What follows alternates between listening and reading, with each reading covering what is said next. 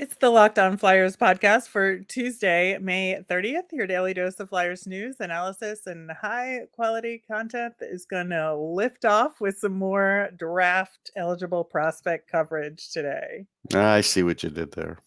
We will get to the Flyers' new behind the scenes television or video scheme that they're doing right now, as well as first round option Zach Benson and third round option Tanner Ludtke, all on today's show. You're Locked On Flyers, your daily podcast on the Philadelphia Flyers. Part of the Locked On Podcast Network, your team every day.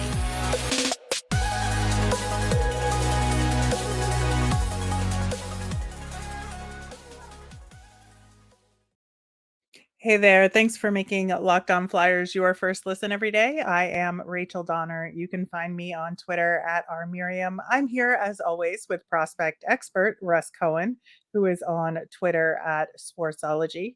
You can subscribe or follow us for free over on YouTube. We're also now on the SiriusXM app. Anywhere you listen to podcasts, you'll get our latest episode as soon as it's available here on the Locked On Podcast Network. Your team every day. Russ, I guess we do have to give a heartfelt congratulations to Scott Laughton and Team Canada on the gold medal in men's worlds. I saw a photo where Scott Laughton had a giant smile on his face. Yeah, you don't see that often. You do not. And it felt good. And I am genuinely happy for him to have some joy in the world of hockey and to win something like that. That probably means a lot to him since it's been a while since he played for Team Canada. Just thrilled for him overall. Yeah, it's a nice thing for him. It's a nice way to end the season for him. So yeah, it's really a positive thing and good for him. Turning to the Memorial Cup, we'd been talking a little bit about it because we have J.R. Avon and Brian Zanetti on Peterborough, who won the OHL. But, man, they are running into it in the Memorial Cup. They're just about done. They are, as of recording, we don't know the outcome of their game against Quebec, but Quebec just kind of ran through the queue in their championship, and Peterborough had a much more difficult path to win the OHL than Quebec did. It lost 10-2 to Kamloops. Oof. And it brutal. Obviously, you think about the different junior leagues, and the OHL has this shine on it that maybe they're the best of the junior leagues, but not in this tournament. I'll tell you that. But that's the thing. It's a tournament. You can't make that jump about the whole league or the other leagues. But hey, in this tournament, they're not showing it. They are not. But again, hopefully JR and Brian can have a good last game of the round robin. I think it is their last game for that. But we shall see. Regardless, still very excited for JR Avon to join the Flyers and see what he can do at camp. Oh, yeah, me too. It'll be fun. So I want to talk a little bit about the Flyers Liftoff video series that they have started before we get into our draft prospect coverage today, because I think what they're doing with it is a really important element to this whole marketing and really trying to have a hard reset for the Flyers this offseason and show the fans and show the Flyers community that they're very serious about this rebuild and starting fresh and things being new and different. And, whatever you want to say about the Flyers organization, they are so good at this sort of thing. And they are. Every time they put something together like this, I am constantly impressed. And this first episode, they started with little sound clips and sound bites of different media people talking about, what the Flyers were going to do in terms of hiring a GM, hiring a president. And, so it made sort of the swirl around the team and the volume around the team seemed like it was really important and focused. And then, they just sort of went into Dan Hilferty, and it was like a day in the life of Dan Hilferty kind of going around being a Flyers dude. And I appreciate that part of the storytelling that the Flyers can do, and just the filmmaking skill and the editing skill that goes into something like this. Very impressed. Yeah, I mean, if nothing else, at least Flyers fans will know who Dan Hilferty is. Nobody got to meet or know who Dave Scott is, really. I mean, so that's a bonus right there. Yeah, I think that's an important part of it, and we heard about his background as a Flyers fan and as a Philadelphia sports fan overall, but he's like driving around town, he's repping Comcast as they're opening new community street hockey rinks, and talking about the Snyder Hockey Foundation, talking about Flyers charities, and what the Flyers impact has been in the community. And I do think that is an important aspect of the club that has continued regardless of the quality of the product on the ice, right? And I think that, a series like this to show that, I think that's important as part of what they're doing in terms of this reset, to say, we're going to try and do something new on the ice with the team, but everything that we've been doing, that's still who we are. Yeah, I think they're well respected for that. As an example, just kind of living around the area, they seem to have a lot more impact than the Phillies do. As an example, I would say twice the impact as far as charities and those kinds of things. Phillies do a little bit, don't get me wrong, but I don't see them as present or have programs that are this far reaching. So I give them all the credit for that. Yeah, it is interesting because, I agree with you. I don't see as much Phillies stuff around the area. And, the Sixers ownership is kind of spread out geographically with the other properties they own. Yeah. So it doesn't feel as in tune with the city. I see some stuff that they're doing, though, at least. The Eagles do a lot, obviously. Oh, the Eagles, absolutely. Yeah. They do a ton. They're the leader. Yeah. But the NFL is a whole other ball game right, as far as all of that goes. But yeah, I do think the Flyers, regardless of how good or bad the team is, always has continued to do that. And I love that aspect of this first episode of Liftoff. Again, all about Dan Hilferty and what he's bringing to the table. And then, they transitioned a little bit into the decision to hire Danny Briere, and Valerie talked about why he was the right man for the job. Dan Hilferty talked about why he was the right man for the job, and just like building confidence in him, and what kind of guy he is off the ice, and why he deserved it. I think was an important thing for them to reiterate, not just in a press conference speech, but to really get more in depth as to why. And I think that helped a lot. Yeah, I think there's marginal impact with that. People know who Danny Briere is, like they do. Honestly, they're going to want to see results, but it's fine. But I think they know him. They don't know Dan Hilferty, so I thought that was a very good idea. Yeah, and they ended episode 1 sort of with a cliffhanger about the hiring of Keith Jones.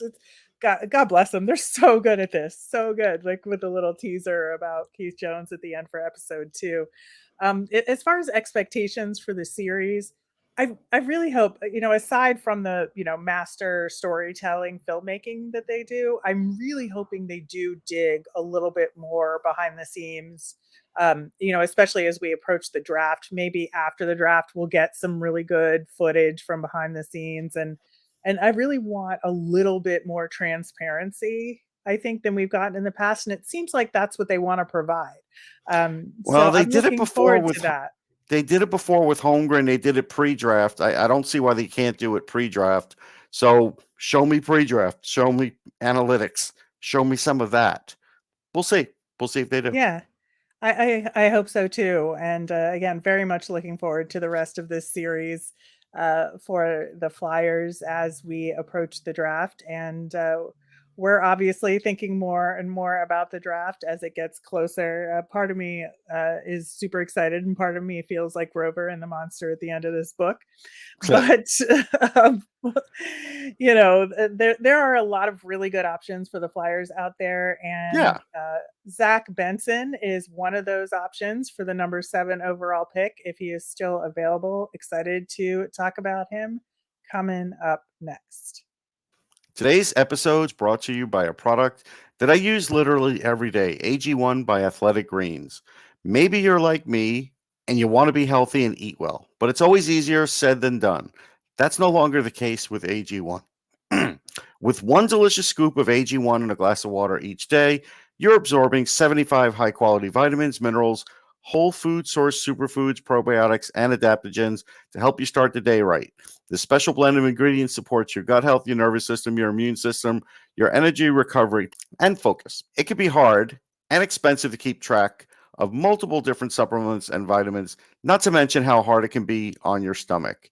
AG1 costs you less than $3 a day, and you're investing in your health, and it's cheaper than your cold brew habit.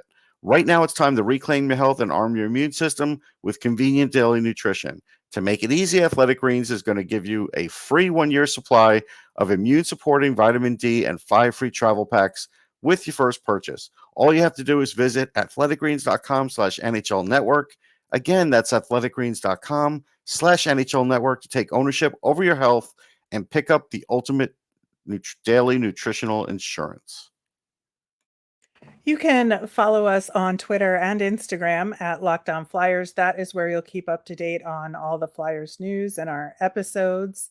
That is where you can ask us mailbag questions. You can also email us at lockedonflyers@gmail.com. We will have our mailbag on tomorrow's show, so get those questions in. Russ, Zach Benson, been very excited to talk about him for a while now because he is that smaller, skilled guy that, we talked about when we were prepping for last year's draft about Matthew Savoy, who was a genuine possibility. He wound up going 9th to the Sabres last year, teammate of Zach Benson. Yep. And the thing is, I think Zach is better. I do too. And Matt's really good. Matt's in Rochester already. Yeah. But Zach was 3rd overall in WHL scoring this season, played for Canada in the Holinka Cup, but not the U18s. Was he too old or did he just not make the cut? No, I think he was too old. Yeah, I was pretty sure that was the case. But, again, he is that smaller guy, 5'10", 178 pounds. So not too skinny, but room to get bigger. Right now, he's ranked in the 5 to 9-ish range. And again, it's probably the size thing that is accounting for the spread there. It definitely is a size thing. Yeah. So, the WHL, as you have talked about many times, Russ, produces phenomenal players that some might underappreciate.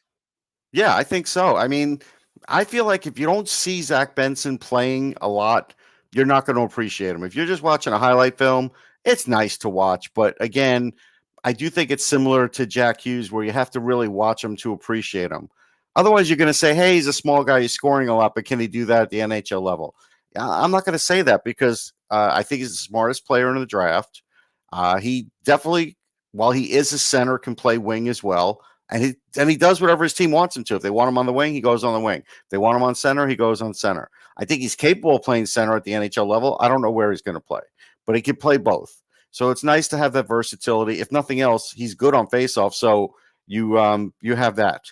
He, besides being smart, it's interesting. He is fast and he can get ahead of the pack and get a breakaway at the level he's at. But I think he has to lengthen his stride a little bit to sort of reach his potential. And if he does that, then I think you're going to see skating similar to remember Cole Caulfield was sort of like, yeah, he was a good skater, but then all of a sudden, like a year into the Canadiens, all of a sudden he was like getting more breakaways. I think it's like that.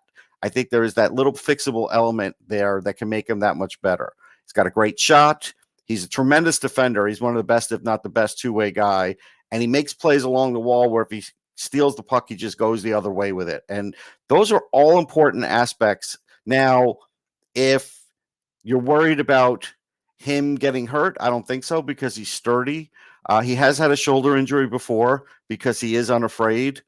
There are people that say, well, how's he going to play till he's 30? Listen, I worried about Alex Ovechkin playing until he was 30 when he was drafted just because he was such a wrecking ball the way he did things, but, turned out okay for him.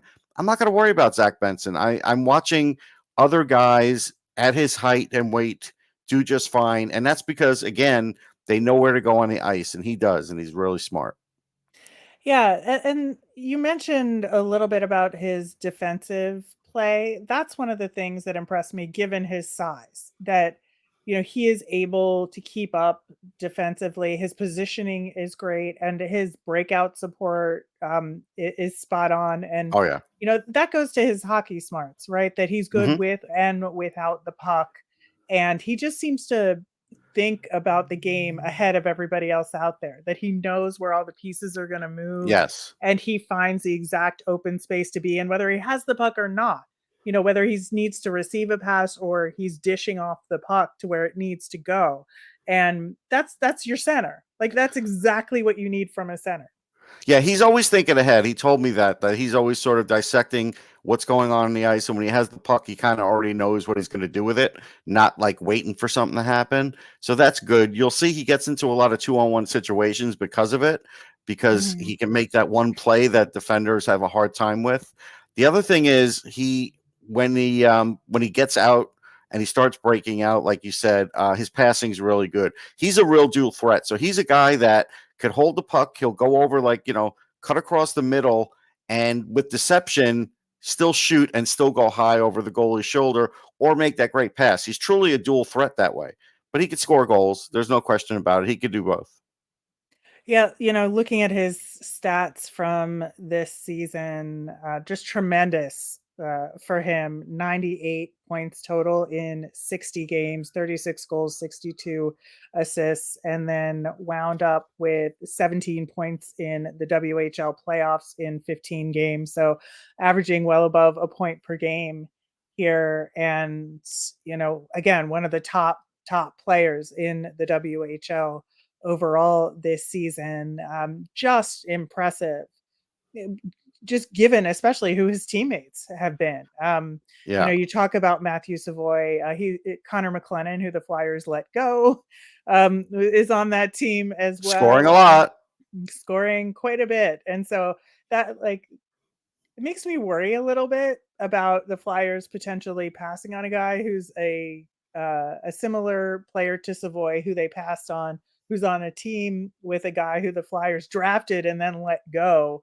Is there any concern there for you, I Russ, think on there's that a front? concern that they're going to view him as not big enough. But again, if you look at just the playmaking aspect of his game, it's better than anybody the Flyers have in their system by far. And that's not to take away from Morgan Frost. He just doesn't have the same stuff that Hmm. this guy has. Morgan Frost is very good. Don't get me wrong.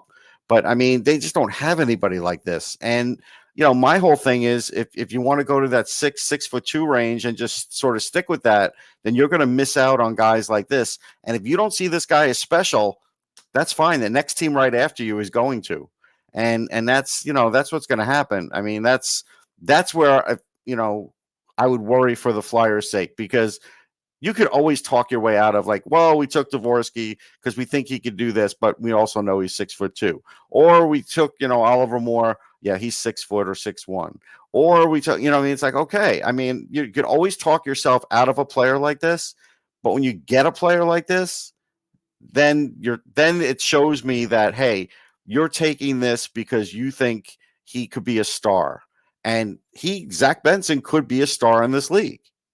Well, and so that begs the question for me: is he going to still be there at 7? I think so, only because of what's going on with Michkov. So I think my guess is Will Smith is going to artificially get boosted up, probably in that 4th spot.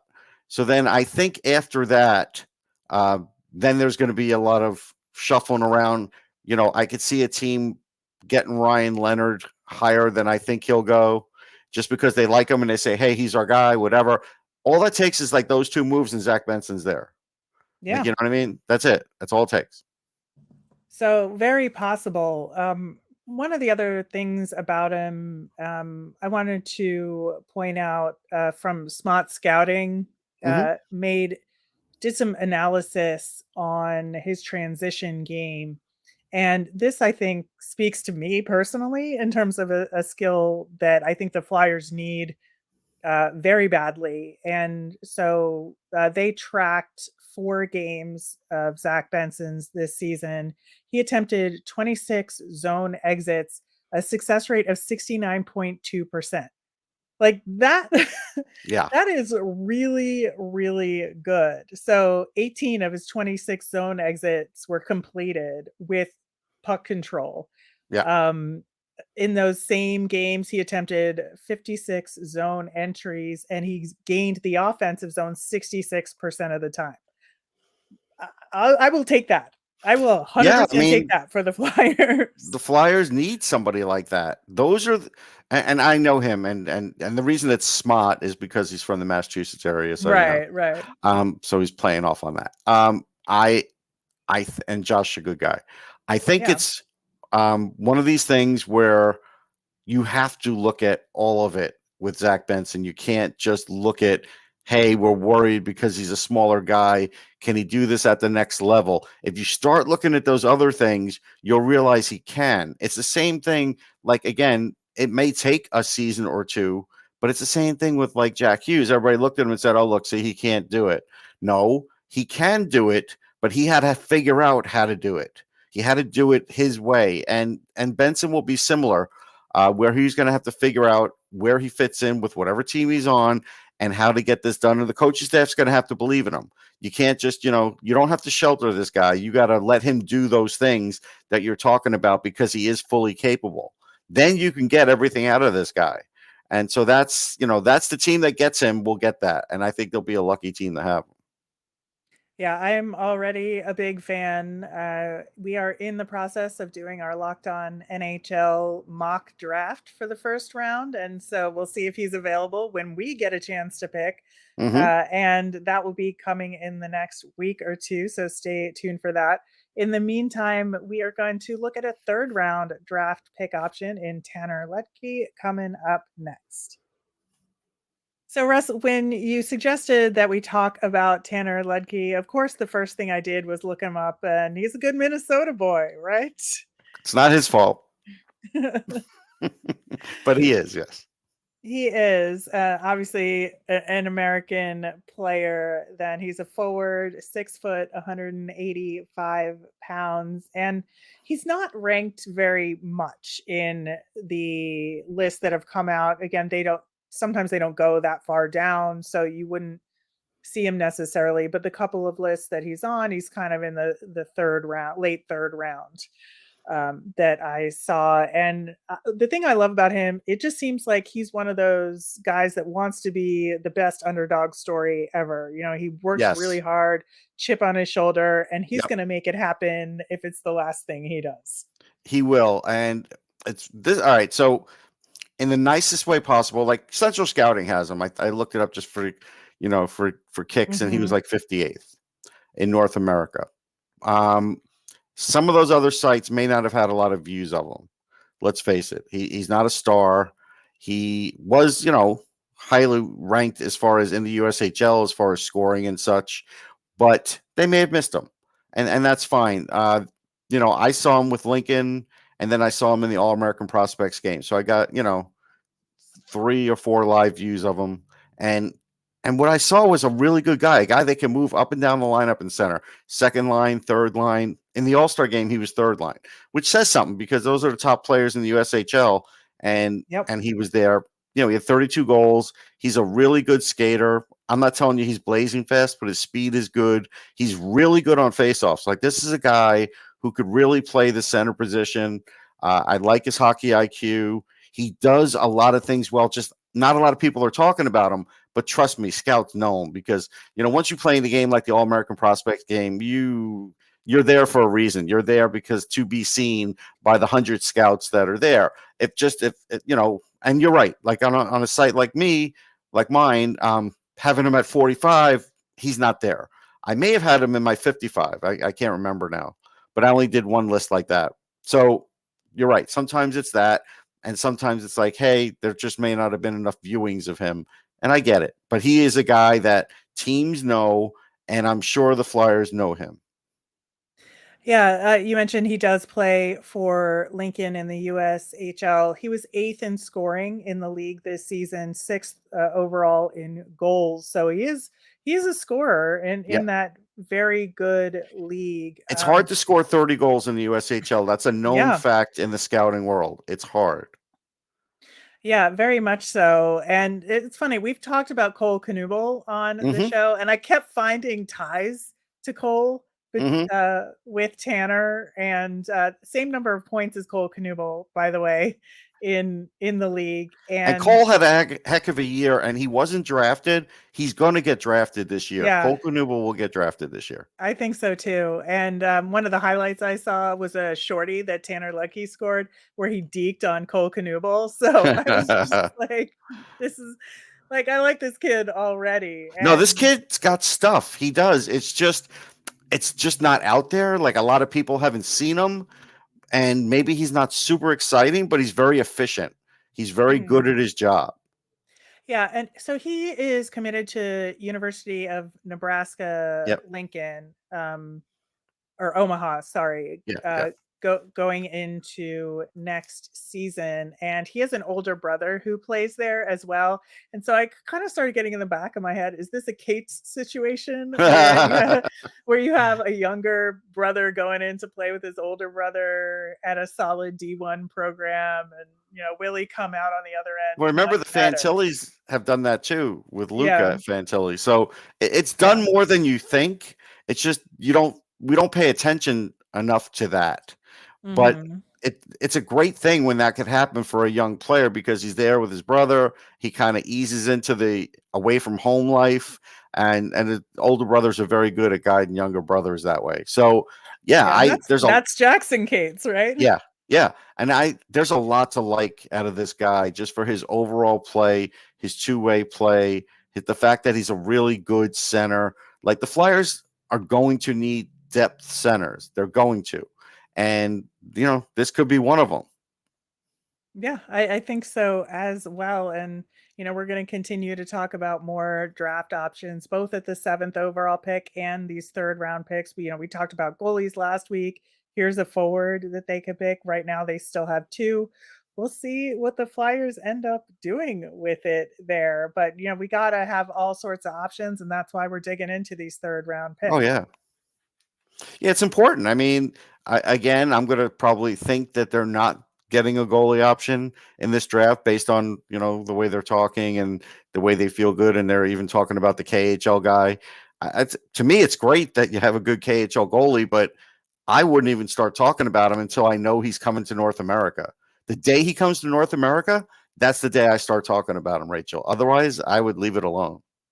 Yeah, it's definitely a risk. But again, Tanner Ludtke, really good option in the 3rd round. Zach Benson, hopefully he's there at least as an option for the Flyers. Yes. And he's one of the players that they have to choose from.